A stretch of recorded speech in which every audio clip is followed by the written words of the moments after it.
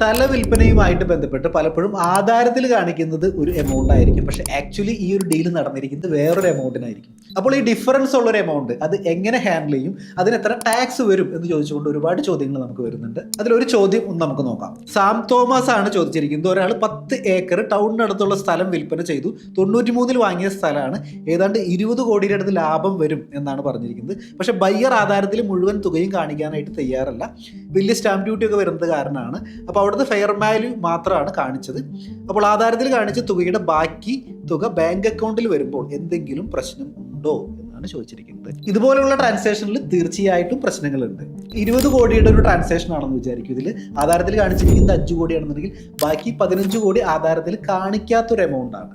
ഇതിൽ ഈസിയസ്റ്റ് ആയിട്ടുള്ള ഒരു ഓപ്ഷൻ എന്ന് പറയുന്നത് സെല്ലർക്ക് ബാങ്കിൽ കൂടെയാണ് ഈ പൈസ കിട്ടിയിരിക്കുന്നതെങ്കിൽ അദ്ദേഹത്തിന് ഇതൊരു സെയിൽ കൺസിഡറേഷൻ ആയിട്ട് തന്നെ കാണിച്ചുകൊണ്ട് ഇൻകം ടാക്സ് റിട്ടേൺ ഫയൽ ചെയ്യാം. അതിന്റെ ടാക്സ് അടയ്ക്കുകയാണെന്നുണ്ടെങ്കിൽ സെല്ലറെ സംബന്ധിച്ചിടത്തോളം ഇതൊരു വൈറ്റ് മണി ആയിട്ട് മാറും. അപ്പോൾ ഈ ഡിഫറൻസ് എമൗണ്ടിന് കൂടി ടാക്സ് അടയ്ക്കാനായിട്ട് സെല്ലർ വില്ലിംഗ് ആണെന്നുണ്ടെങ്കിൽ അവിടെ വളരെ കംഫർട്ടബിൾ പൊസിഷനാണ്.